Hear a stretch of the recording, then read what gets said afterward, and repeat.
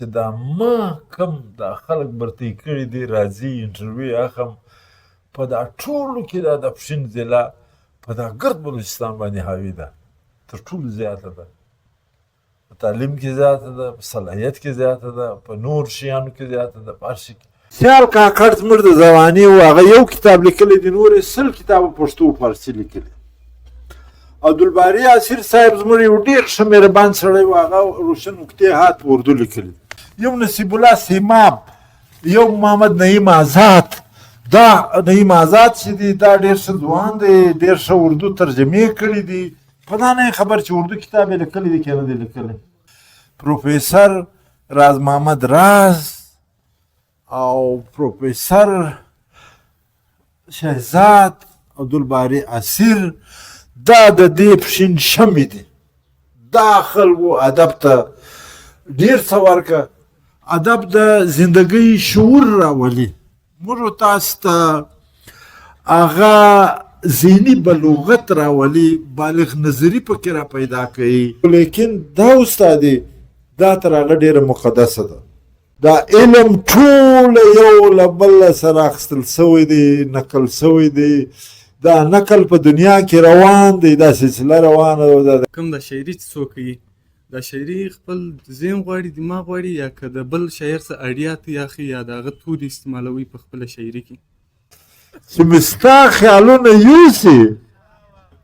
بادام ګل وکړي بیا توسي د شاعري دپاره یو جذبه د عشق ضروري ده چې خامخا به وي که عشق نه وي شاعري کمزوري خپل کالج د اقبال سوسایټي لخوا دا دویم لیکچر دی چې د ترتیب کړی دی او دا تاسو کالج ځوانانو ته په دې کې د ښار خلک هم نه دي رابللي او دا خالص تش دپاره دی او دا محترم پروفیسر صاحب مانه که یاد محترم جلال الدین صاحب هرکلی ورته وایو او خدای پاک ته دا ټول محترم لري او دا اداره دی خدای تل ساتي زه په دې اداره کې استاد وم له نن څه 50 کاله مخکې 50 کاله دی په خوله یادېږي نیمه صدۍ او زه څنګه ژوندی یم تر ابده د چا عمر خورمه باید چې زه تللی وای خو داسې ښه ښایسته ځوانان ښایسته پروفیسران ښایسته استادان عالمان فاضلان چې زما خپل ملګري وو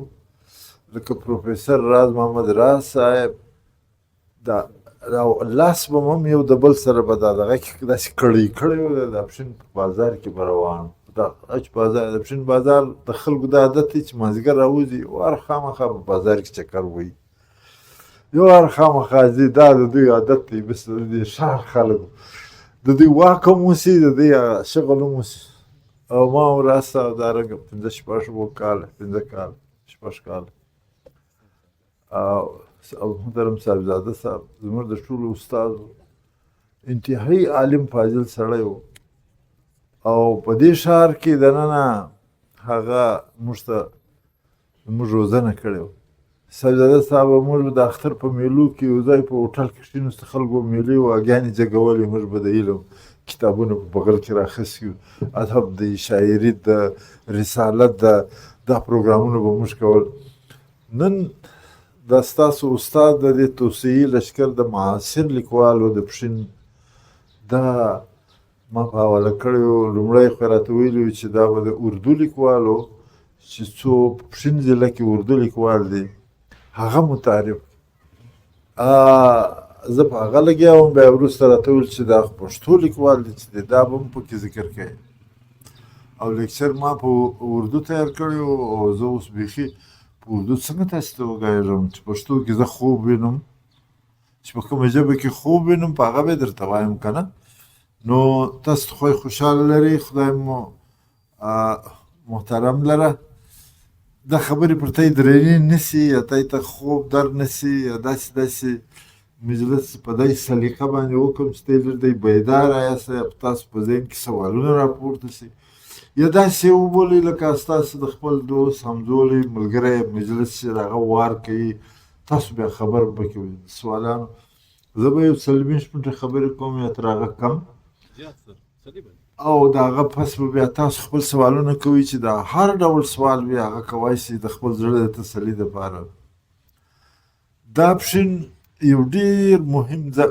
دغه ښار سیمه ده، دا ډېر لوی ځای دی، ډېر تاریخي ځای دی. په تاریخ کې د دې ذکر شته. دا ګزیټیر و تاریخ ته وایي چې جغرافیا، تاریخ، مځکه، خلک، سړي، رواج، هر شی چې پکښې وي هغه ته ګزیټیر وایي. انګریزانو په 1905 کې د دې ټوله بلوچستان د هرې ضلعې ګزیټیر جوړ کړی دی. او انګریز عالم به و، هغه به د دغه مصادرو څه دا شیان را لیکلي. ضروري نه و چې هغه مکمل شوي وای. 1.5 کاله مخکې، سوا صدۍ مخکې هغه دونه کوتاهیان هم پکښې وي. موږ ته ښکنځلې هم کړي دي، موږ ته بد ردب ویل دي، زموږ رواجونه هم دغه کړي دي، د هر قوم باندې یوه ستن جګه کړې ده هر وخت. نو هغه په هغه انګریزي کتابو کې دي، لیکن ځینې حقایق پکښې دي. زه د هغه خبره ده کوم چې دا پښین مهم ښار و د مغولو په زمانه کې. په دې کې کلاوې وې، سنګرونه وو. تر هغه مخکې چې ولاړ سې د چنګیز په زمانه کې دا آباد وو. د هغه نه چې ولاړ سې مخکې ورور چې مخکې ولاړ سې تر اسلام واوړې د داریوش په زمانه کې په دا ګزیټیر کې لیکلي داریوش اعظم ډېر لوی د ایران باچا و چې دا زموږ سیمه 22مه صوبه وه. 22مه صوبه وه، موږ د دوی تابع وو.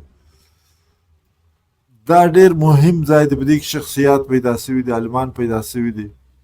حاکمان پیدا سوي دي. د مغولو په وخت کې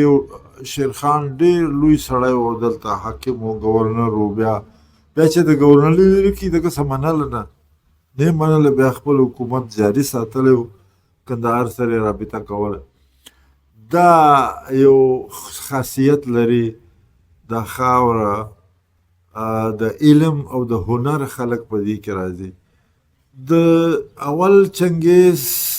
چې و د هغه په زمانه کې چې دا تباهي یې جوړه کړه، زموږ د بخارا څخه د سیدانو یو فرقه، یو د جلال او د جمال کورنیانې دغو اولاده راله په پښین کې آباد اوسه او تر اوسه آباده ده. روغه ضلع د دوی په نامه جوړېدی شي. په هغه کې ډېر ښه عالمان وو، د تصوف خلک وو، د علم خلک وو، او خانقاوې یې جوړولې، خلکو ته ذهني تربیت ورکول. ته یې ګورې خانقاه شته که نه؟ په ګرزۍ کې ستا نقیب الله نه دی راغلی، په ګانګلزۍ کې ستا، په عجابزۍ کې ستا، او د شادي زوی دغه خو نو موږ ډېر ښه پېژنو، خلو دغه دا چې دی دا خلک د نقشبندیه مسلک تابع وو، عالمانو، فاضلانو، علم یې شغل وو، کتابونه یې لیکل، خلکو ته تربیت ورکاوه. دا کرا را روان په دې زمانه کې 19مې صدۍ ته چې راورسېده، بیا زموږ په ګانګلزۍ کې یو ډېر لوی عالم سړی د 19مې سړی و، هغه ته یې روح الله اخندزاده وایه. روح الله اخندزاده ډېر عالم فاضل و. په عربي یو کتاب لیکلی دی، د قرآن شریف یو تفسیر دی، د هغه تفسیر حاشیه ده، په عربي داسې لیکل که ما ته چې پښتو لیکو. دونه عالم سړی و. دا د زمانې لوی عالمان که د هغه وخت و ځوانان وو. عبدالعلي اخندزاده عالم سړی و، د خانوزی و، پانیزی و، هغه به د ده ډېر احترام کوه. خو دلته داسې رواجونه وو چې خلکو دا مه خوړه، دا مه خو دا ده. د پښین یو دغه بیا تر انګریزانو تر دوره پورې په 1883 کې دا بلوچستان یوه ضلع وه. انګریزانو شروع ترکیې شروع دا زموږ پښین مرکز و. پولیټیکل ریسټ هاوس دی، په دا کې به فیصلې کېدلې. دا ډېر مهم ځای و. د دې ځای څخه انګریزانو افغانستان تابع کاوه. او 2-3 جنګونه چې ورسره وکړو دا د دې خوا د دې ځای سو. یو جنګ په 1841 کې سوی و، جنرال اوټرامو پر دا یکلزی باندې دومره زورور جنګ سوی و دونه زورور مزاحمت یې کړی و چې دا مزاحمت په تاریخ کې بیخي اهمیت لري روغ کتاب غواړي اوټرام ډېر لوی جرنل و چې د انګریزان راتله د 1850 بعد دا بیا په دغه کې په مشرق وسطا کې دغه عربیان چې دي دا ټوله هتک بیا زموږ په خوا راغلې دا علاقه او بیا افغانستان ته لاړې افغانستان ډېر مشکل و چې دوی نسو کنټرولولی دا د پښین اهمیت قرار تر دې ځای تېري چې په 1928 کې انګریزانو د دې سکول میډل سکول های سکول کوي دا د علم رڼاوې شروع سوې خلکو تعلیمونه شروع کړو خلکو ژبې زده کړې خلکو اردو زده کړه خلکو فارسي زده کړه خلکو عربي زده کړه انګریزي خاص طور زده کړه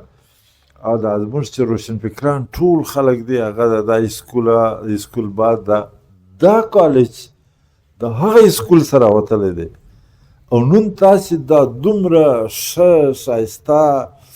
باشعوره زموږ د نوي نسل نمایندګان یاسته د تاسو د دې کالج او د دې سکولو د دې استادانو د برکت ستاسې راوتلي یاست ما چې کوم استادان یاد کو هغه په دې ادارو کې لګیا وو تربیت یې ورکاوه خبرې ورته کولې علم یې ورزده کاوه د علم رڼا یې ورزده کوله نن تاسې په دې لګیا یاست ما ته چې کوم موضوع راکول سوی دی داسې وخت نه وي چې وخت راسه تېر سي او تاسو بیا بور سئ چې دا اوس کومې خوا وایي په اردو ژبه کې د دې ځای خلکو کوم کنټریبیوشن کړی دی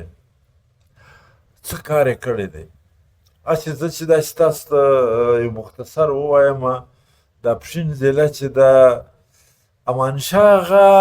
یو شنغری افسر و کرنل و ډېر مشهور سړی و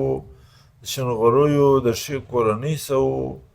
دا سیکرټري و موږ دا سره ناست و دی پبلیک سرویس کمیشن ممبر و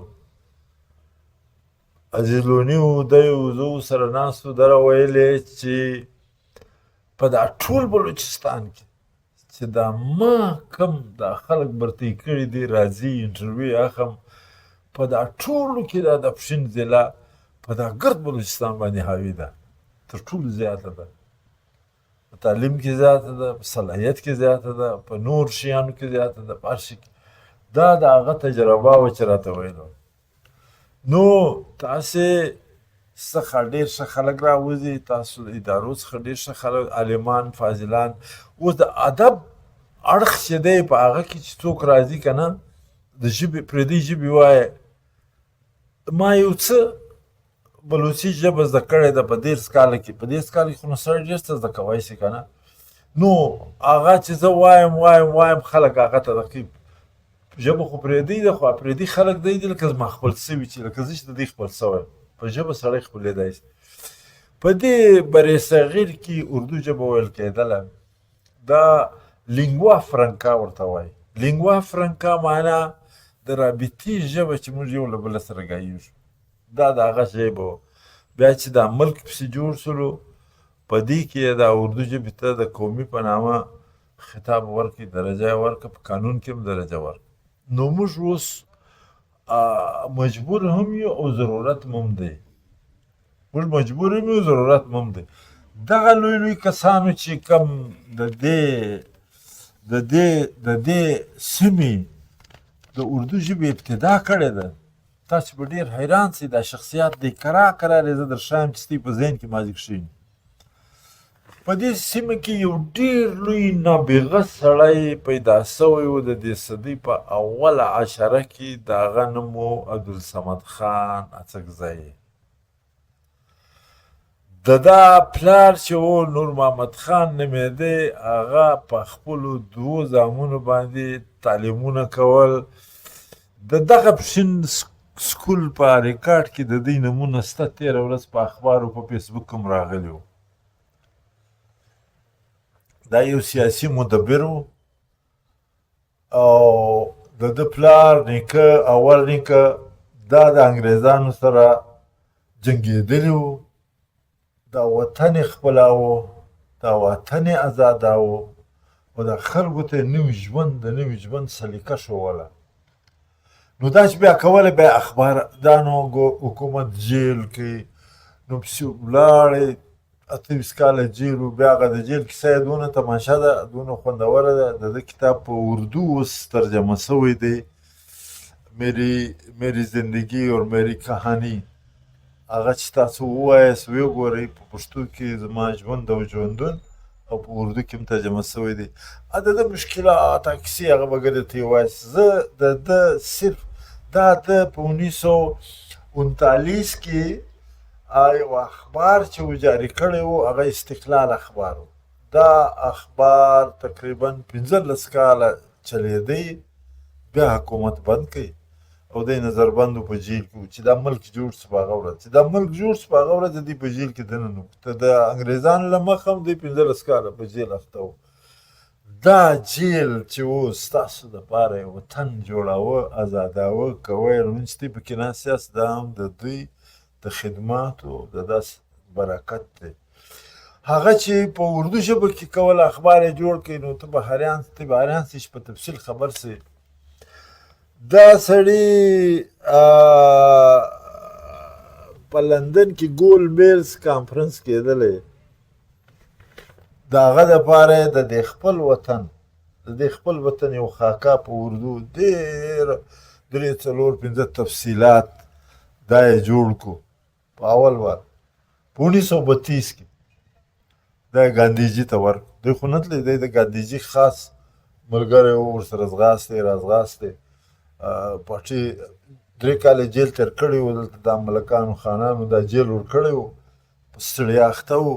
نو بیا هلته لګیا و د هغه پس چې بیا د اردو کم کار وکړي اول هغه کوم چې هغه دستاویز د دې ملک د ازادۍ دپاره قانوني هغه د په اردو لیکلی و ګاندیجي ته یې ورکړ زه په لندن کې وم محمود خان حال استولی و چې ته په د انډیا افیس لایبرري کې وګورئ انډیا افیس لایبرري چې وه د هندوستان ټوله د 100-200 کالو چې کوم نظام و هغه ریکارډ و هر شی د چا معلومات و هغه ګرد هلته و هغه انګریزانو خوندي کړو موږ ته یې نه راکوي هلته ایښی دي اوس هم خلک ورځي راځي هلته هغه یې ګوري تاریخونه لیکي نو دغه خان بیا چې جیل شو په جیل کې خطونه لیکل یو سړی خط لوی افسر ته استوه وایسرای ته استوه مشرانو ته استوه دا ډېر لوی اهمیت دی او دا خطونه زموږ لیکوالانو راجمع کړي دي په کتابي صورت 3 جلده چاپ سوي دي په هغه کې ټول نظام دی په هغه کې ټول سلسله دی ټول تاریخ دی د دې علاقې د استقلال اخبار چلېدی دونه لوی اخبار و چې یو 14 کاله اخبار چلیږي یا 14 کاله په هغه کې پښتو هم شته په هغه کې اردو ده ګرده اکثریت هره نوې پیښه چې نور اخبارونو به نه ورکول دوی به خامخا ورکول د شعور دپاره شعور د خپرولو دپاره د خلک د پوهولو دپاره دغه خطونه بیا پروفیسر غنو صاحب سره راجمع کړي دي او هغه په 3 جلدو کې چاپ کړي دي او په هغه کې ډېر هم دي دا په اردو دا کار کړی دی دا خان په خپله کړی او د خپل کتاب هم په اردو اوس هم چاپ شوی دی هغه په اردو دا هم یو کنټریبیوشن دی اردو ژبې ته دویم دا یې نیول سوی و بدحال و 1955 و په هغه کې په عدالت کې به دی په جیل کې پروت و بیا به یې په خپله لیکل جج ته به درخواست ورکاوه درخواست بیا د یو بیان تیار کړي په عدالت کې پیشي ولګېدله په لاهور کې نو د دې وطن دپاره چې زه په پاکستان کې د خپلو پښتنو دپاره خپله صوبه غواړم خپله دغه غواړم زه نور شی نه غواړم ته یې شوی دی ملک را جلا کړي موږ ملک نه در ماتوو موږ دا ملک جوړ کړی دی په دا کې زه هم شامل یم چې دا ملک مې جوړ کړی دی هغه بیان دی عدالتي بیان دی هغه یې په اردو په جیل کې لیکلی و په اردو تاسو به ویلي 2-3 ځله چاپ شوی دی چې ووایاست دا تفصیلات ګرد پکښې دي زه د اردو ژبې د لیکلو هغه مواد ښایم چې زموږ پښتنو لیکوالانو اردو ژبې ته څونه څه ورکړي دي دا د لاهور د اخبار د لاهور د عدالت هغه بیان چې د ورکړي او بیا په هغه ساعت چې جج دا واورېدی دی له جیله رایله کړي چې رایله سو بیا نو پارټۍ جوړه کړه نیشنل عوامي، دا بیا جلا خبره. د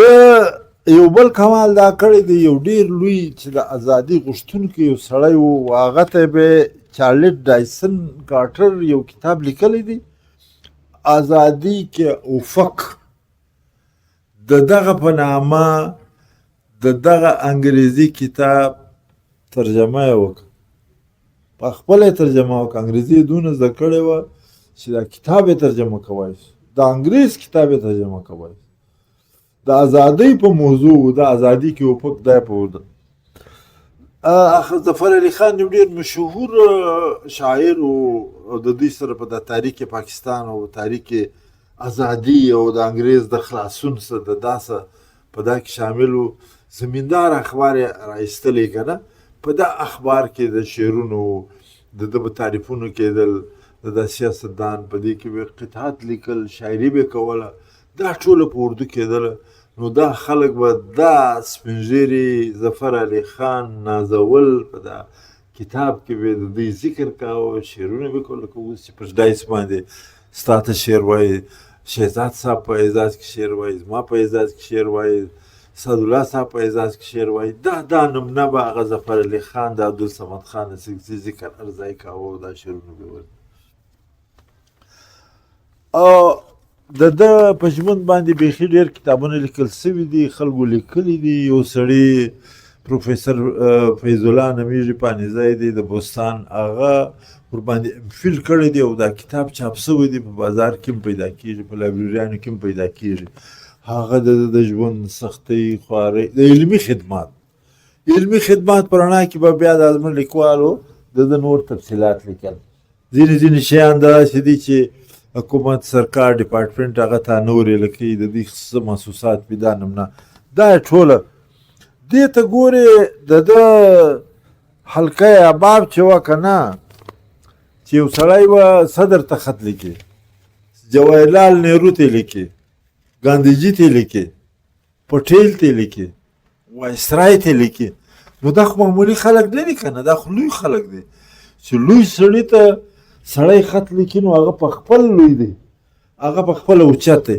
دا د خپلې دا د دې اردو ژبې ډېر زیات پروموشن په خپله خان عبدالصمد خان سکزي کړی و، چې د ده مقصد پښتو پروموټ کول و. لیکدود یې جوړ کړي چې دا ته راځي لیکي، یو نوی سټایل یې جوړ کړي. هغه تر اوسه جنجال دی پکې، هغه لا نه دی اپلای سوی که نه. هغه تر اوسه هغه اول کتاب چې ته یې وایاست، بیا ته یې نه پوهېږي، پښتو نه شي ویلی. د خان شهید یوزله لیکدود ځان ته دغه کړی دی. نور موضوعات دي، کیمیای سعادت ترجمه کړی دی، ترجمان القرآن چې دی هغه یې ترجمه کړی دی، نور ډېر ګلستان سادي کړی دی. نو دا سړی د سیاست د خدمت علاوه د علم او د ادب ډېر لوی کار کړی دی، دا یې پروموټ کړی دی. نو دا متفرقات چې په عدالتونو کې به بیا چې دا تازه ووټ ورکوي، ووټ څه ته وایي، اندراج وکوي، دا ټول شیان چې دي دا د خلکو د شعور دپاره کول. سرکاري شیانو، د عوامي شیانو، د اکیډمۍ په باره کې وو، دا مضامین دا ټول لیکلي وو. دا د ده چې هغه کوم انګریز د ده خلاف جنجال جوړ کړی و، سر مټکاپ نومېدی، ګورنر و، هغه ته بلا خط لیکي، او د هغه څه به احتجاج طالب علمانو په حق کې و، او د پښتنو په حق کې و. کله کې به ډرپور بلوچستان یو، دا طرز جمله به ورته ویلې، کله په خپل اخبار کې دا نمونه مضامین به و. نو دا سړي د پښتو ادب، د اردو ادب چې دی، د اردو ژبې په ذریعه هم دا خلک، زموږ د پښین علاقه ده، ګلستان په پښین کې شامل و، اوس لا هم په علمي طور په پښین کې شامل دی، په انتظامي طور له موږ جلا سوی دی چې دا جلا ده، دا جلا ده. دا زموږ کلچر یو د یو سره نږدې و. د دې کتابونو ډېر اهمیت و. بیا زموږ یو بل ملګری دی، ډېر ښه لیکوال دی، شوکت ترین نومیږي. هغه د ده په سیاست، د ده په علم، دا ټول باندې ډېر لوی 3 4 5 6 کتابونه لیکلي دي. هغه ګرد پکښې دا یو شخصیت ما دا ذکر وکړي چې ستی په ذهن کې وي چې دا سړي د پښتو علمبردار و د اردو ژبې دونه خدمت کړی د دې علاوه چې راتېر سي زموږ د سیمې یو ډېر محترم استاد و زموږ استاد دا ستاسو د کالج پروفیسر دی د هغه پلار عتیق الرحمن عتیق الرحمن چیرې فوټبال په پښه وایي که چیرې ښه اورېدې دا یو متبهر عالم و ډېر عالم سړی و ډېر دلچسپ سړی و ده به ویلی زه د مسټر او د ملا د دواړو میکس یم هم مسټر یم هم ملا یم ده ته مجلسونه معلوم دي موږ ته مجلسونه معلوم دي وخت مو سره تېر کړی دی روغه زمانه مو سره تېره کړې ده له هغه مو زده کړي دي له هغه بیا له نورو استادانو زده کړي دي چې هغه به دی خپل سټوډنټ و هغه به کیسې راته کولې دا د کالج استادان و د زماني استادان چې بیا زاړه سو بیا زموږ استادان سو بیا موږ د هغو سره پروفیسر صاحبزاده حمیدالله چې و هغه د ده پلار صاحبزاده عبدالرحمن نومېدی د صاحبزاده عبدالرحمن پلار صاحبزاده محمود عظیم نومېدی دا د سرانانو د سلیمانزیو په کلي کې دا اوسېدله تقریبا داسې وګڼه چې په 1920 کې و په 1919 کې و بیا قرار په 1932-33 کې چې دوی خپل څو عزیزان راوړل راغلي په داپښین نږدې کې آباد کړي د علاقه اوریجنلي دا د توبې اسنخیل دي د احمدخیلو اسنزي دي د احمدخیلو زموږ عزیزان دي دا د دې نسل سره تعلق لري او دا استاد چې دونو علمونه کړي وو شپږ یې کړي اردو پښتون اردو فارسی عربي هیسټري علوم اسلامیه او پولیټیکل ساينس دا شپږ علوم دا سړي زده کړي وو چې د هر امتحان دپاره ته کتابونه وایه نو دا ټول شیان لکه انسایکلوپیډیا ورته پام یې و هسې خو په یوه هم د امې ګزاره کېدله نور یې هسې شوقیه وکړو دی د ادبیاتو استاد د اردو ادب چې وایه فارسي ورسره ضروري ده عربي ورسره ضروري ده هغه کم د ادب استادان چې که نه هغه سره هغه ته پته نه وي که نه دا یو بل سره ډېر ریلیټډ دي دا متبهر عالم دا چا به بیا مسخرې پر کولې دی د مزاج دی نازک مزاج و خشم یې مه کوئ ګړی یو متل دی دا هندوستانیان د پښتانه په باره کې وایي پټان کا سپوت ګړی فرشته ګړی بوت دا د پښتانه مزاج دی اب پښتانه قالي صاحبزاده صاحب نو چې پرشي به خوا بدوله چې چا به شک ورته ول د جواب هم ورکوي نو زموږ مجلسي و نو خندا وه نو ګپې وې دا عالم فاضل سړی د ښو استادانو څخه علم زده کړی و دا په اردو کې او په پښتو کې او په فارسي کې حتی په انګریزي کې په عربي کې له شاعري کړې ده د عربي علم یې دلته کور ته ډېر زده کړی و ایم ام کړی و بیا موږ په کالج کې استاد وم دی عربي ولاړې سعودي عرب ته هلته یو کال تېر کې هغه عربي ټوله و هغه ته ورزده که جدید عربي نو دی په خپل فن کې ډېر ماهر و زموږ د علماو تر سټایل د ده علم زیات پراخ و ډېر جدید علم یې وړی نو دا استاد چې دی دا په پښتو کې یو کتاب ولیکي پښتو کې رومان په دا رومان کې مومن خانو شیرینو موسی خانو ګلبکیو مومن خانو څو رومان څه دی دا رومانس چې دی که نه پخواني عشقونه طالب خان و ګلبشره او دا عشقونه ته په یاد د ادب سره دا عشق داسې تړلی شی دی ته یې ښه په یاد لرئ او تاسې هر یو یې محسوسوئ داسې نه ده دا یو فطري دی مینه چېرته چې ما خپل یو شعر آیاتو بخښنه غواړم چې خوا بده نه کوي چېرته چې لاړ شې د زړه سره خو تر ما به راځې چېرته چې لاړ شې د زړه سره خو تر ما به راځې مینه خوشبوی سوه هوا غوندې په هر در پرته ده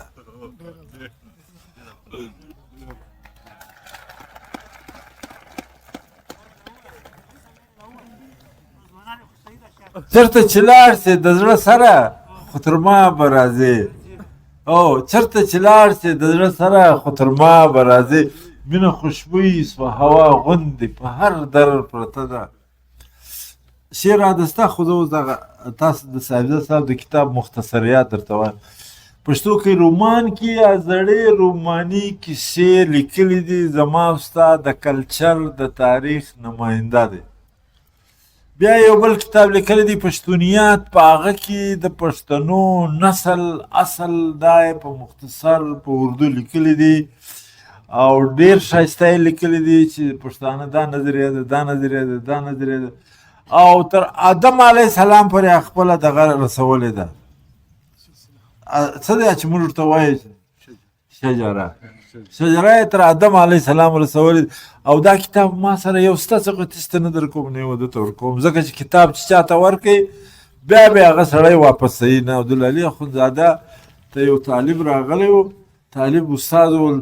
صاحبه دغه کتاب راکړه د علاقې لوی عالم سړی و کتابونه یې هم ډېر درلود ده وویل ښه کتاب ورغلو تر د الله سې راکش کړي د لایبرري ته یې ودراوه داسې راخلاص یې کړه وویل دا ټول هغه کتابونه دي چې ما د بله راوړي دي بیا واپس نه دي تللي بیا واپس نه دي تللي نو دا کشنی کتاب دی زه پرته یې سیری کوم زموږ پښتو اکیډمۍ ده هغه د صاحبزاده صاحب مرحوم او د سیال کاکړ مرحوم چې دا څه کتابونه لیکلي دي هغه په یو ځای چاپوي غټ کتاب یې د دوی کم ډېر دا ښه د صاحبزاده صاحب تمام تر لیکلي حرفونه شاعري کتابونه په یو جلد کې پښتو اکیډمي چاپوي او د سیال کاکړ تمام کتابونه دا په یو جلد کې چاپوي چې دا چاپ شي 3 4 5 کاپي بستې کالج ته راواستو په تاسو کې چې هر چا غوښته هغه بیا د ما سره رابطه وکړي دوستي به نه کوئ کتاب به درکوو دا پښتونیات چې دی د پښتنو د کشنی کتاب دی هغه پکښې انجمن ترقي پښتو د خپله اداره جوړه کړه د پښتو د ودې ټولنه وده معنا ترقي ورکول دا سړی کشنی و دغه بعد ممبر سو زه وخت ځوان وم زه یې ممبر سوم صاحبزاده صاحب مهربان وم بیا کشنی پاړکی راستي اداره پښتو دومره دلچسپه سړی و چې په دا ټول بلوچستان کې د دا سړي کرکټر معلوم په دا خپل کلي له هر چا څه جلا سړی و حساس و یو جلا خاصیتونه درلود یو مجلسونه یې کول یو خندا وه یو لطیفې ویلې هره ژبه په دونه سلیقه زده وه په ښه طریقه زده وه د خپلې علاقې ژبې پښتو ویله د اردو یې دونه ښه زده وه چې موږ به دی په حیرت ورته ودرېدو دونه په توجه یې ویلی وه ما په یاد دی دی په 1961 کې لاهور ته تللی چې ده به هلته ایم ای ریګولر کوله هغه ډاکټر سید الله ابدو بیا د هغه بعد ده بیا ایم ای کړې وه هغه ډېر خوشحاله سوي و بیا دی راغلی لکه په 1961 کې دی ماسټر و په د اپشن سکول کې زه دی کشنی وم تی خو د کالج هلکان یاست تی غټان یاست زه کشنی وم دا کشني جماعتو کې وم نو ده به هلکان ته سبق وایي هلته به ناست و زما یو بل ملګری عبدالباري و څوک هغه تر موږ 3 کاله مخکې و هلته به په کرسۍ کې ناست 3 شاګردان به و زما هغه زمانه یاده د 1961 زمانه نو دا استاد چې په دا پښتو په دا اردو شروع سو دا کتابونه چاپ کو بیا د هغه بعد یو ډېر لوی کتاب چاپ کړي ډېر اهم کتاب په هندوستان کې چې کم په لاس لیکل شوي کتابونه دي پښتو کې اردو هندوستان میں مخطوطات اردو مخطوطات چې هر څه عربي مخطوطات وو د هغه تفصیل ورکړی دی ځینې داسې ښه تفصیلات دي چې عالمانو ته هغه په ښه ورځي بل کتاب یې لیکلی دی د حضور صلی الله علیه وسلم په زندګي باندې چې چا کار کړی دی په پښتو کې چې چا پر سیرت دا ډېر ګران کار دی په هر ښار کې په دا اپشن کې په دا کوټه کې په دا پېښور کې په دا حتی کندهار سیمې لا نه ده پکې حسابلی په دا خپل علاقه کې دا د سیرت ډېر ښه کتاب یې لیکلی و پر سیرت ما په انګریزي 8 کاله تیر کو په انګریزي مې د سیرت کتاب ولیکي 1500 کاله چې د انګریزانو یهودیانو حضور صلی الله علیه وسلم په سیرت په ژوند اعتراض کړی دی ما د هغه په انګریزي جواب وکړ اوس یې ترجمه کوم چې پښتو اردو ته راسي او بیا ستاسو تر لاسه ورسېږي هر سړي که انګریزي ښه زده وه هغه دې ما له راسي زه به هغه د کتاب مفت ورکړم 2000 قیمت دی څوک یې نه اخلي یو څوک یې نه اخلي سوال نه پیدا کېږي چې پښتون کتاب واخلي نو دا کتاب به زه مفت ورته ورکړم د حضور پاک سیرت دی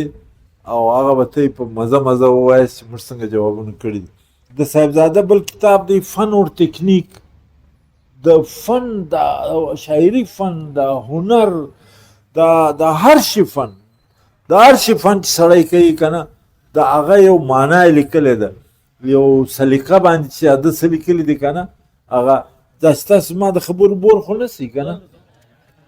یاره یو کتاب یې لیکلی دی مختصر تاریخ افغانستان په اردو یې لیکلی دی د تاریخ د افغانستان مختصر تاریخ دی ګرد حال یې لیکلی دی له هغه بادشاهانو چې یو د بل سترګې به یې ایستلې په 19 صدۍ کې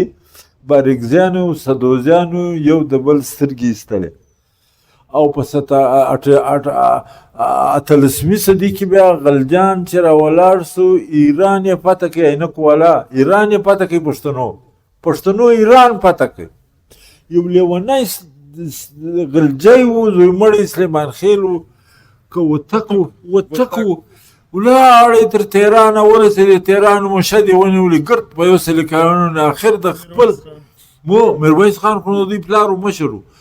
دا زویمړو ایران ونیوی بیا د خپلې بېوقوفۍ له وجې ایران د لاسه ووت دوی د خلو یو د بل سترګې ایستلې یاد لره صاحبزاده صاحب دا کتاب تاریخ مختصر افغانستان لیکلی دی او بل کتاب یې دی مختصر تاریخ پښتون د پښتانه اردو باندې دا مختصر تاریخ دا بستی په یو لایبرري کې موږ ګرده جمع کوو چې تاسې ووایاست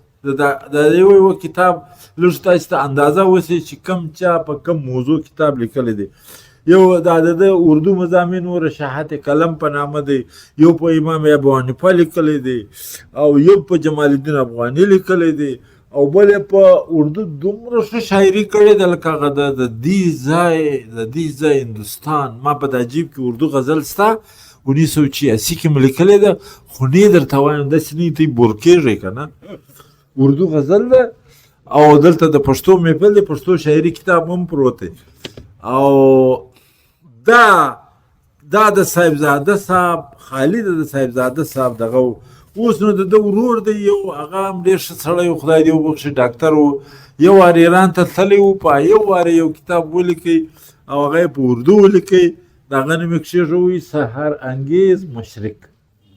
دا کتاب یې بیا چاپ کړي په اردو باندې د ده یو کشر ورور و ډېر زورور سړی و ډاکټر صدام دا د کمال سړی و یو کتاب په اردو د ټپي په نامه چاپ په انګریزي کې یو کتاب چاپ دی د ادبیات یو کتاب د پښتون کلچر په نامه مرتب کړی دی چاپ شوی خو نه دی په اخبار کې د دغه راتلی تی متوجه یاست د بور شوی خو نه یاست که نه یو زموږ یو ډېر ښه ملګری و سپین ږیری و د زما خو د بابا پر ځای و فیض الرحمن فیضي نومېدی د دې پښین ښار چې د پاکستان جوړ شوی په هغه وخت دی ځوان بیا چې به دا ته راز اوس احمد خان چې کوم د نعتونو په ښه سلیقه ویل په ښه طریقه ویل ما ته ډېر خوند راکولی نو دا فیض الرحمن فیضي به په خوشاوازه انداز سره اردو شاعري کوله دا هلته که به جلسه کېدله په پښین کې نو د اردو ویلو که به څوک و نو دی لږ زیات تکړه و بیداره و په 1947 کې په 48 کې هغه وخت که نه د دې ډېر پخوا راغلي وو د دې فیملي ډېره ښه وه ډاکټر یو ډاکټر پکې و دوا یې درلود انور یو نظام دا ټوله ښه خلک وو زموږ د اپشن اوس هم د لیوس یا مقبول زموږ سره لمسی وای کنټرولر ډېر ښه دا زموږ خپل وروڼه دي دلته په دمابین کې رخشانان شو بلوچستان څه خدای دې آباد لري زموږ هېڅ اعتراض نشته چې هر څوک جوړېږي چې هر چا ګډېږي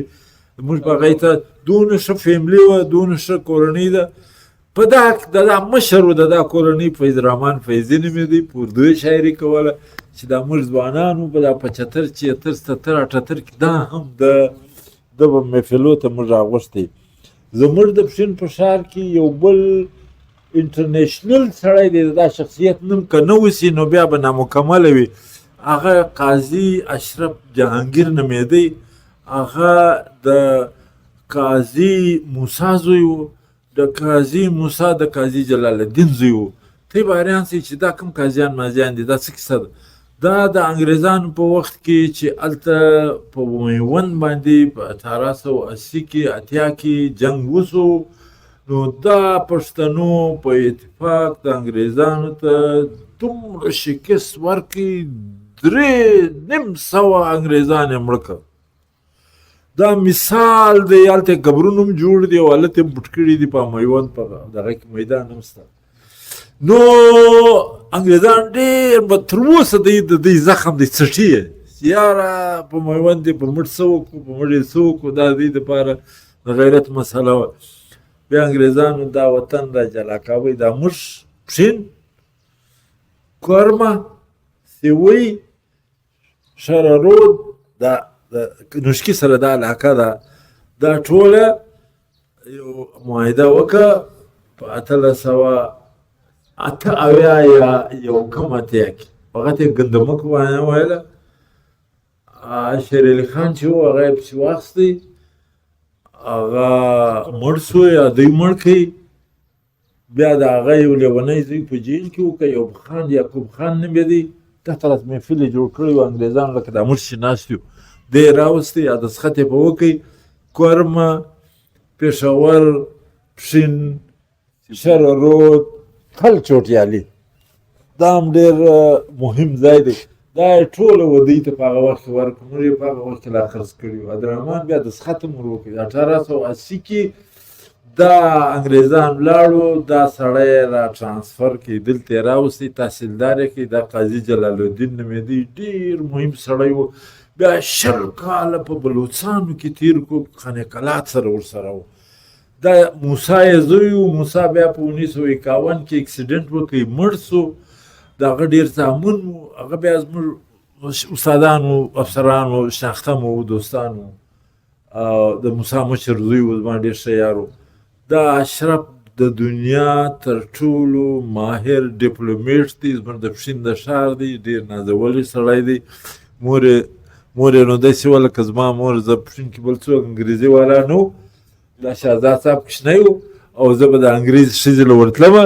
ورسره ګایېدلمه، ټوټه پوټه په انګریزي به مې ویله چې ما به غلطه وویل، تا څه وایه، تا څه وایه، دا دې څه ووایه. دا به یې راته وخت مو ورسره تېراوه. پښې بیا پرته وه په خپل ځای کې، اوږده پښې وه، اوږده لکۍ وه، او دی به بیا هغه چای په خپل لاس را جوړولې، راته ګایېدلې. مولوي طاهر په د جمعې په خطبه کې څه وویل، خو دا خبرې دونه تېزه ښځه وه، د ملا طاهر په خطبه لا خبره وه چې زه به ورله راغلم، دا به خبره دغه به د مزدوران چې و هغه به حال راوړی چې ملا دا ویل، دا ویل، دا ویل، دا ویل. داسې تېزه ښځه وه. عالم پاکستان پارلیمنټ کې په 1913 کې ممبره شوه. هغه چې قانون جوړ کړي، نو نواب خیبر شمري او 2-3 نور چې وو، هغه دسخط نه کاوه. دی ویل والله که دې دسخط په راوکړي، نه یې کاوه، دسخط یې نه په وکړي تر اوسه. دونه تېزه، دونه پوړه دقه ښځه. دا غلطي پکښې ده، دا غلطي پکښې ده، دا یو څه تحفظات وو. زه لرې لاړم، ما د اردو 3 کتابه دي. یو زما د PhD مقاله ده، اردو اور پښتو کې لساني روابط. خلیل صدیقي زما استاد و. ما په اردو کار کاوه، بس په مابین کې افسر سم. زه چې افسر سم، هر شی اردو پاتې سوه، PhD م پاتې سوه، ولاړم په کورس باندې، هغه راسه پاتې سو. نو هغه کتاب نامکمل پروت دی. یو بل ما یو 20 مقالې د ټول ژوند اخبارات کې، لکه دا استاد چې لیکي په اردو باندې، دارنګه ما په اردو لیکل په اخباراتو کې او په نور سیمینارو کې. هغه مقالې سته، هغه مرتب کړي دي، هغه به چاپ سي،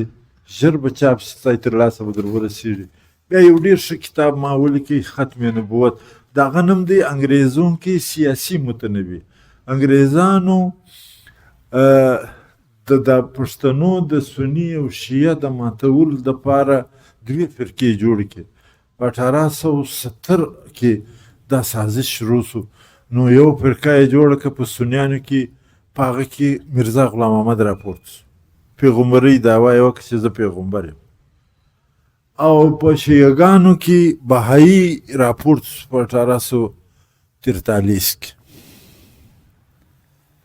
هغه دا دعوا وکړه چې زه بس دا کتاب ما ولیکئ، ډېر زیات ښه کتاب دی چې دوی ته ورسېږي، ډېر خوند به وکړي. نو زه نور څه درته وایم، دلته دونه ښه خلک دی. دا زما سره ناسته پروفیسر چې دی که نه، دا سړی د اردو ډېر ښه استاز دی، ډېر خوندور کتابونه لیکلي، دغه مضامینو مقالې لیکلي دي، سیمینارونه لیکلي دي، په هغه کې مقالې لیکلي دي، د خوند شیان دي. زه دې ته ډېر حیران یم چې دا سړي دا څونه ښه د ادب د دواړو ډېر ښه خدمت کړی دی. زه ده به اعتراف کوم، زه په ده فخر کوم.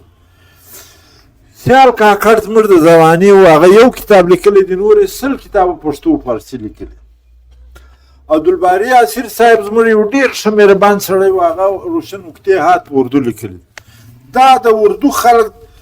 سید نعیم هاشمي حسي و د دې ځای، هغه ډېر ښه کتاب لیکلی دی. هغه دا کتاب چې و که نه په پیغمبرانو لیکلی دی، چې دا څو پیغمبران دي د هغو تفصیل دا هم تفصیل. پروفیسر یو پانیزی و، هغه ما تا ته خبره وکړه، یو نصیب الله سیماب، یو محمد نعیم آزاد.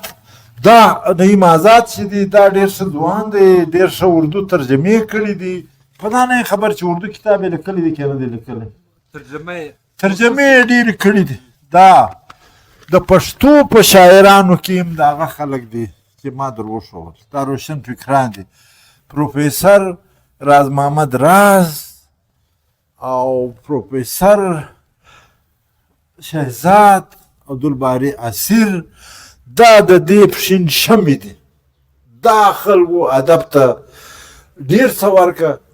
ادب د زندګۍ شعور راولي، موږ تاسو ته هغه ذهني بلوغت راولي، بالغ نظري پکې را پیدا کوي. هغه د انسان د شعور د نفسیاتو روح سموي، هغه آداب او اطوار د سړي سموي. شعر ادب د انسان فطري ملکه ده، که چا شعر ولیکي که چا نثر ولیکي، دا ټوله په ادب کې راځي. او دا زما او ستا د پښین دغو خلکو چې په دا اوسنۍ زمانه کې دي، هغو د ادب دونه خدمت کړی دی چې زموږ دپاره د افتخار باعث دی. زه ستاسو نور وخت نه اخلم.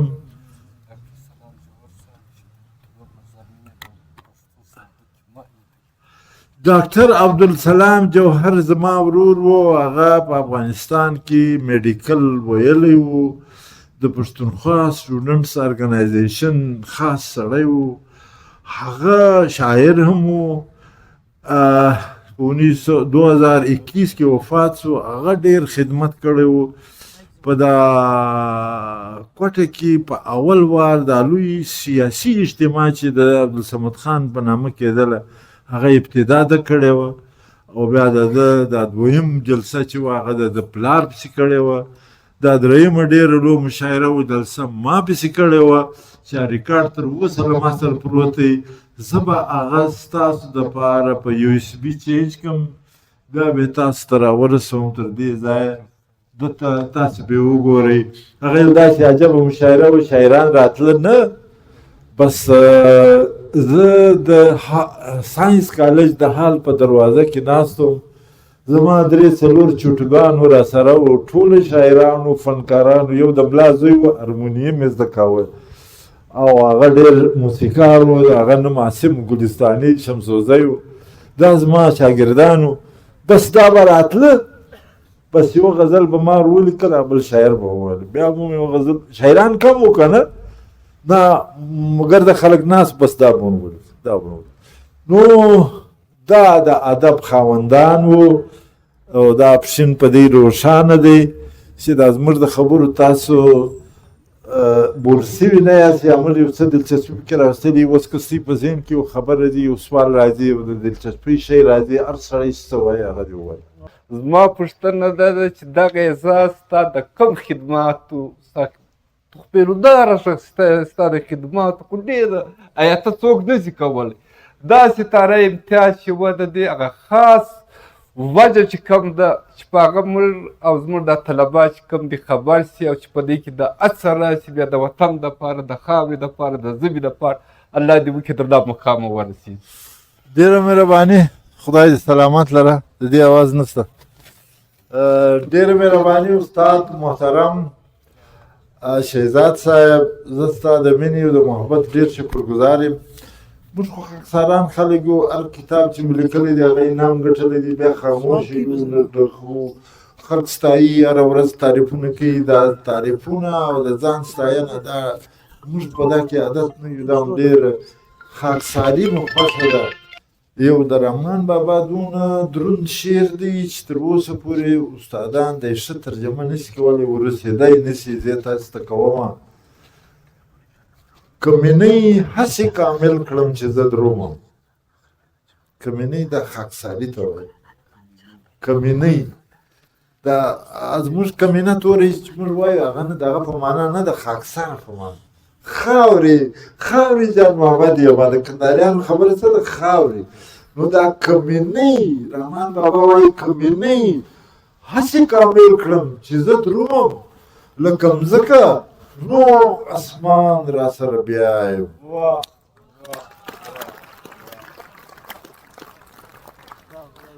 دا چې ته روانې هلته ورته ګورې هغه مځکه څه وي هغه مځکه چې د اسمان سره ټچ د مځکې سره اسمان ټچ شوی لیدلی دی مځکه اخره ټچ شوی نه وي د اسمان سره که نه د رحمان بابا دا تصور دی که نه چې زه دا ده چې کوم سوال وکړي ما هغه شعر په مابین کې هسې ووایې داسې په منډه یو چا راکړي چې حاله تا څه کړي دي ته ولیکه ما ژر ولیکه سرکار غوښتي و بس دا په ذهن کې راتله نه په منډه په هغه کې یو شی ما ولیکه چې د پښتو دا خدمت دی د اردو دا خدمت دی بلوچي ژبه دا خدمت دی او زه په قرآن عظیم باندې اخته یم د هغه پښتو ترجمه کوم او تفسیر کوم او هغه د ساینس په بنیاد کوم ساینسي فکر د نوې زمانې چې د هر شعر د هر آیت سره مطابقت لري دغه کوم لګیا یم تر اوسه نامکمل شوی نه دی تر نیمایي زیات تېر شوی دی او یو څه نور خدمات و د سیرت کتاب و هغه بیا د 1500 کاله حضور سره سپاک باندې چې اعتراضونه دي د هغه جوابونه په انګریزي لیکل یو څه نور نو دغه په اردو لیکه پنجابي کتابونه جمع کوه براویج کتابونه جمع کوه دا کوه د دغه په بنیاد باندې دوی زه د ستاره د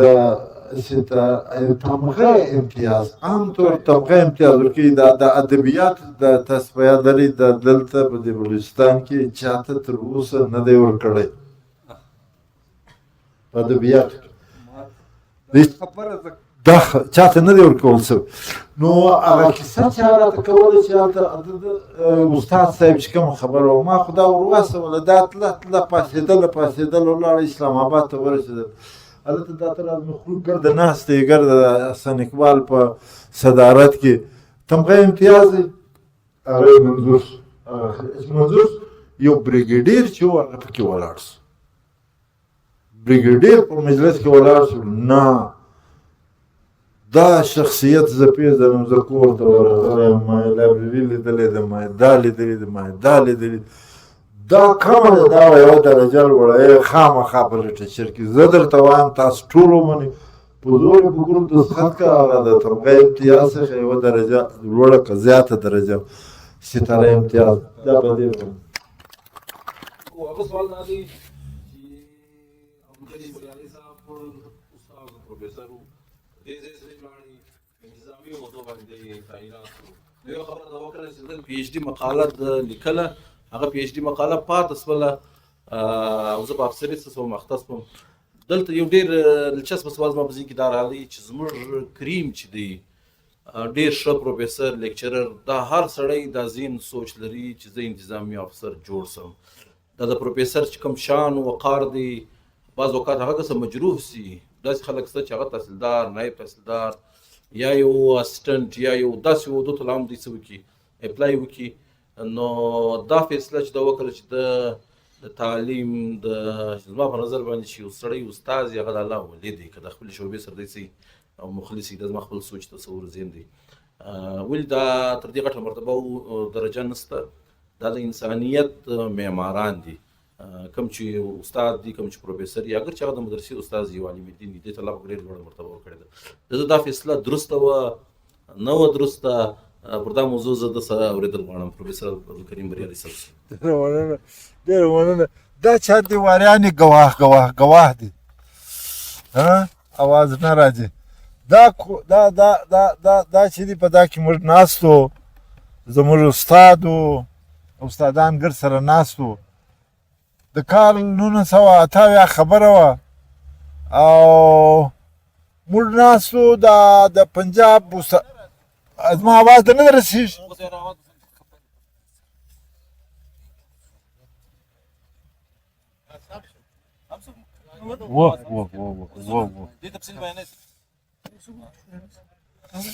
دا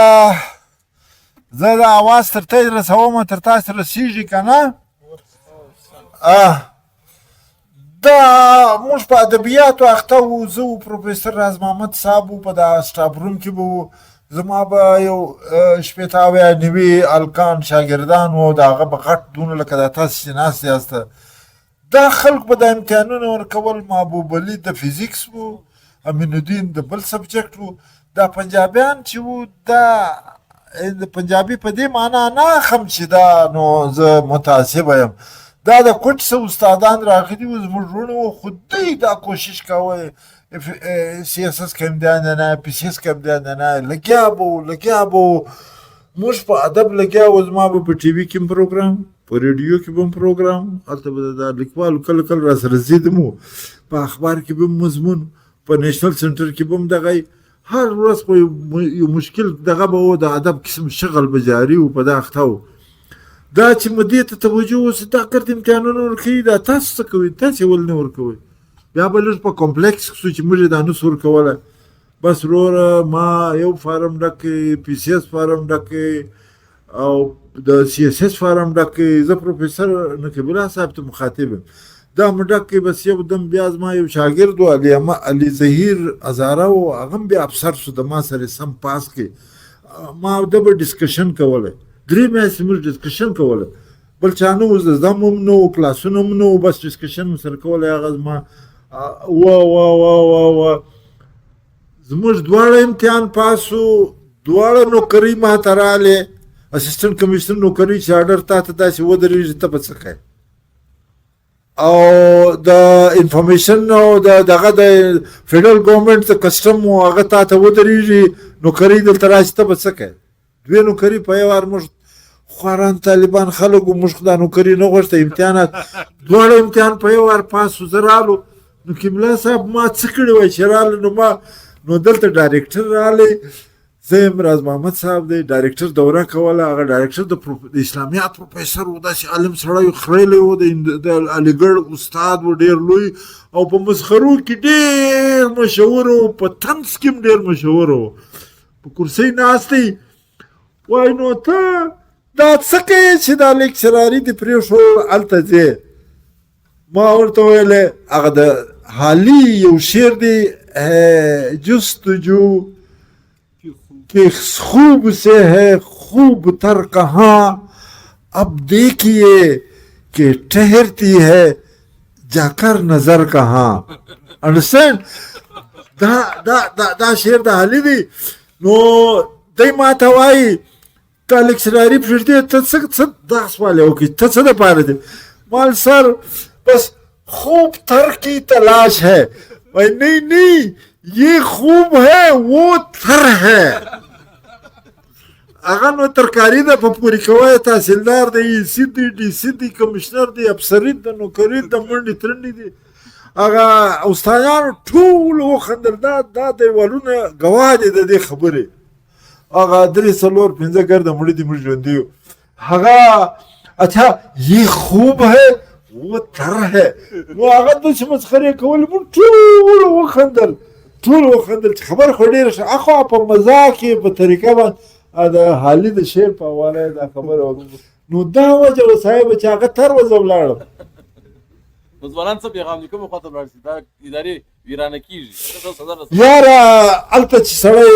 سیکرټري کښېني هغه رینوویټیو شیان کوي د ګرد بلوچستان دپاره کوي د ګردو ادارو دپاره کوي هلته یو کار کېږي یو چا ته نوکري ورکول کېږي ما به یو هر پوه شي به ولګېدم 10 15 به په نوکري ولګول که په ځای ولګېدم په نوکري به ولګېدل بې سپارشه بې دغه خپل هلکان خپل دوستان خپل غریبان هغه به ولګي اوس هغه وینم هغه 1.5 لک روپۍ تنخواه اخلي زما تسلي ده دا ضمیر د سړي مطمئن یو موقع د چانس دی چې پر مخ ځې که نه چې ته نور انتظامي صلاحیت په ځان کې پیدا کوې دا ښه ده خو لیکن دا استادي دا تر هغه ډېره مقدسه ده مسله دا ده چې زموږ دا ملک چې دی په هغه کې د استاد قدر و قیمت نشته او هغه تر والا قیمت شته سر زما دا سوال دی چې کتاب چې تا لیکي ډېر اسانه و که د کتاب وایي ډېر به دې خوند درکوی ډېر به په پیدا کې کتاب لیکي ډېر په پیدا اب دا سوال وکړي چې تا چې کتاب لیکي په هغه د زیات خوند لستی که دی تر دا له مخه مطالعه کول هغه دې کول دا ډېر مهم سوال دی دا کتاب لیکل چې دی دا په ځواني کې په اول وار کې د سړي ډېر شوق پیدا کېږي چې لیکوال شي 2-3 مضمونه چاپ شي بایرن د انګریزي ژبې یو شاعر و ډېر مشهور شاعر آزاد شاعر و هغه ویل اول وار چې زما مضمون چاپ شو زما نوم چاپ شو زه دا خوشحاله وم دا به م دی کتلی چې دا وګوره زما نوم چاپ دی دا شاعران غزل چې اول چاپ شي دغه کیفیت وي دا فطري خبره ده نو دا اول وار چې سړی مطالعه نه یې کړې کتاب نسي لیکلی چې مطالعه یې ډېره سي او د ده مقصد اصل حاصل سي چې زه پر چا کتاب لیکم په کوم موضوع لیکم او په څه شي لیکم هغه به ډېر کتابونه وایي یو شی دا دی چې تی دا شاعران په دې ملامتوي چې دا د دې خیال د دې څه واخیستی په خپل شاعري استعمال کوي دا خیال ایبل د دې څه واخیستی دا علم ټول یو له بل سره اخیستل سوی دی نقل سوی دی دا نقل په دنیا کې روان دی دا سلسله روانه ده د کتابو والا چې بیا کتاب لیکي چې دا علم ډېر زیات سي هغه د چې ډېر سره نقلونه کړي هغه سره یو ځای هغه ګډ سره یو ځای کې په هغه کې خپله نوې خبرې کې واچي چې دی غواړي هغه کې واچي چې نور یې را نقل کړي هغه پکې ورک سي دی هغه خپله خبره کوي د تکمیل بعد بیا کتاب لیکل اهمیت لري که ته به دا پوه شوې او دا چې مطالعه کوي ډېر کتابونه یو ځای کوه بار بار مطالعه کوه ډېر څه وایه بیا ستا تسلي به کېږي بیا ته تر کتابه رسېدی شي سر زما دا سوال دی چې کوم دا شاعري چې څوک کوي دا شاعري خپل ذهن غواړي دماغ غواړي یا که د بل شاعر څه اړیا ته یاخي یا د هغه توري استعمالوي په خپله شاعري کې دا خو دا استاد نوم څه دی دا شاګرد نوم څه دی محمد اکرم دا سوال وکړي چې دا شاعري چې تاسو کوئ د بل اډیا څه یاخي ته څه تراز کوئ شاعري 2 قسمه ده یو قسم ته اورد وایي دا استاد ناست دی خپل شاګردان په وار وار ویلي یو قسم ته به اورد وایي امد چې دی امد وایي امد هغه شاعري ته وایي چې دغه سي په تا باندې نازل سي الهامي ځینې خلک قدرتي ملکه لري ملکه قدرت ته وایي پوهي ته وایي صفت ته وایي چې کم ځینې خلک د شعر لیکلو ملکه لري امد قدرتي طور هغه ته په ذهن کې راشي ځینې خلک به اورد کوي کوشش کوي هغه د شعر دا وزن دی دا قدر دی دا په دا وزن برابره وه دا په بنډارو کې چې ته دا ووایې دغه ستا یو شعر تا په ذهن کې راشي بیا د هغه مطابق ته په خپله یو شعر جوړوې هغه د کرار چې ته بار بار دا شعر وایې تخلیقوې د بل سړي څه هم فکر اخلې په شاعري کې خیال ضروري دی یو کاکړۍ غاړه ده ته دا نن د جدید زمانې تر شاعرانو هغه کاکړۍ غاړه ډېره درانه ده ته سوچ پر ووایي بیا به بیا هلته پټ پټ خامخا یو چل کوئ که نه چې مې ستا خیالونه یوسي چې مې ستا خیالونه یوسي بادام ګل وکړي بیا توسي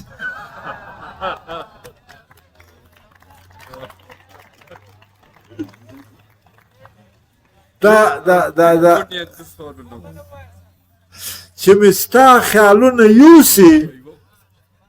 بادام ګل وکړي باتوسي ته به دا خبر یاست دا د بادام ګل چې دی دا نادان دی چې د یخ ماجر دغسې دی دستي تر ټولو له مخه یخ دی ویل کېږي تر ټولو له مخ دی شین کېږي او دا د بادام ګل چې دی دا درخته سپینه سي دا شاعر چې دی یا دا غاړه جوړونکي دې ته سوچ وي چې ستا خیال مکاوی دی و لکه هغه سپینه درخته چې د بادام ګل سي او بیا چې مو ستا سره دید نه کېږي لاره نه کېږي ګلانګر توس بادام ګل وکړي بیا توس بل اور دی اور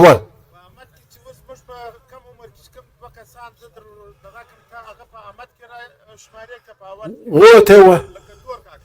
تور کاکا ډېر زورور شاعر و زموږ اکا و زما د ده اکا و سپین ږیری و د هغه د شاعرۍ دا صفت و چې هغه به هغه چې واقعه به ورسره وسوه مثلا دی راغلی ما ته یو څه وویل یا دا راکړه یا دا راکړه یا ګړبړ جوړ سو په حساب کتاب کې یا یو شی به جوړ سو د ده دماغ به په ذهن کې راغلی دا مسابقتي حملې کول د مزاحمت لپاره دا شاعري کوله یو کیسه به پېښېدله بیا به شعر جوړ کړي یو پیښه به کېدله بیا به جوړ کړي د هغه لس پیښې دي د هغه هغه پیښه چې کېدله هغه به په 1925 کې دغه دلته دا هندوان ناست وو په د اپشین بازار کې دا برشور والا به رالو هغه به بیا سودا کوله په اوښانو دغسې په نور دغه بیا دلته ګڼونه مې دی ګڼو هندو د هندوستان څخه به پیسې هم پر هغه راستولې پور به هم له هغه اخیستی دا خلکو سرای هم درلودی دلته به دا د برشور خلک رالو ناست به و ماښام محفل دی تور کاکا مجلس و خندا یې کول لکه دی چې وایي غزلې ویلې دا مجلس ورته وایي ته ماښام ډوډۍ وخوړه یار ته یې وبجلول ته مجلس وکړه یو غزل ووایي وایي زما زړه نه کېږي دوی په زور ورته وایي ته غزل وایي ته غزل ایو وایي زه یوه ټکه در کوم بل ور زه یوه انه در کوم هلته د انې او د ټکې دارنګه خبرې کېږي ګڼو راغلی وایي یار تور کاکا ته یې څه مجلس وکړه نو دا ګور دی ویل یا زه ورکوم په دوی کې یو سړی شیرین نومېدی دا شیرین ویل زه خو یې نه ورکوم یعنې انا نه ورکوم نو خبره داسې راغله جذبه راغله که نه لکه جګړه پېښه شوه که نه نو ده یې ورته ویلې غزل یې شروع کړه غوږ یې لاس وړی دا څه د غم هندو دی چې جلا یې له مږدین دی بالا یې پر شیرین دی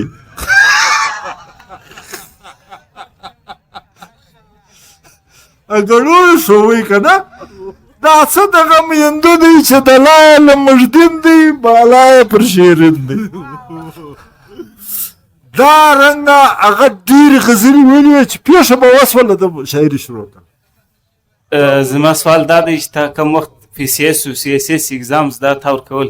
تا سره ظاهره خبره په هغه وخت به تا سره ډېر مشکلات و تا دغه مشکلاتو باوجوده ته خپل منزل ته څنګه ورسېدې او څنګه ښایسته پوښتنه دې وکړه دا ما ته انسپریشن د دې دا ملګري ویل چې دا بیا دونه مشکلات و دا بیا تا څنګه ترسره کړل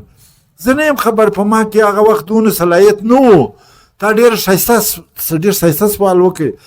دا نن سبا ډېر ګران دی دا PCS زه CSS او PCS ته ترغیب در کوم چې ته لاړ سئ ته ته د قوم په بالا منزل باندې کښېني ښه دغه وکړي کوشش وکړي. ما چې دا داخله واستوله نو موږ په شاعري اخته وو، بس انګریزي زده کول، انګریزي کتابونه ویل، ډسکشن کول، جنگ اخبار وایا، د کراچي نور اخبارونه وایا، دا وایا دغه. نو دا زما ملګری و له هغه سره موټه ډسکشن مو کوو. پخوا هغه سکول نه وه کوچن سکول چې اوس پیسې اخلي خلکو ته، دا ورسایي دا یو شی نه و. اول وار په 1978 کې په بلوچستان کې دا اوس و. نو ما کنسنټریشن وکړئ، محنت مې وکړئ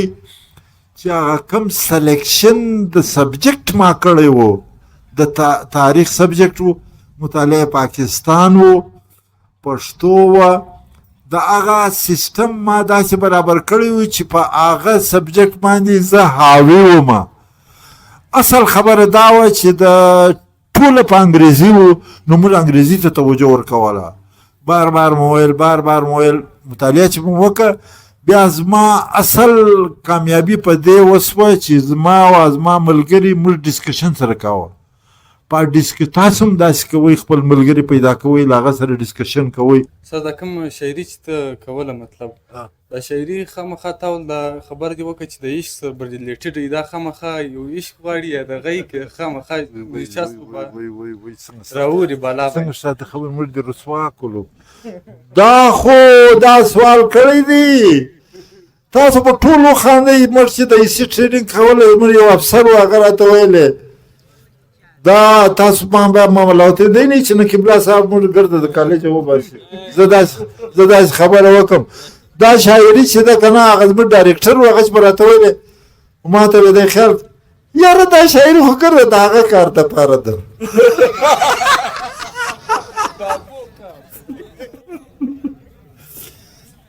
د شاعري دپاره یو جذبه د عشق ضروري ده چې خامخا به وي، که عشق نه وي شاعري کمزوري. د یوه سړي ښایست خلک ډېر ستایي، د یوه سړي ښایست خلک ډېر ستایي، چې هغه نه وي ګوهره دا به ګورم، چې هغه نه وي ګوهره دا به ګورم. دا ډېره ضروري ده، دا به خامخا وي. دا تر څو دا ټوله شیان دي که نه، دا به په دا کې راځي. دا جذبه د انسان جبلت دا دی چې دا به پکې راځي. د شاعري ډېر زوړ تاریخ دی، په هغه کې دا د انسان د دماغ او د یو بل سره د تعلق جذبه دا لازمي ده. ته پوه شوې په دې؟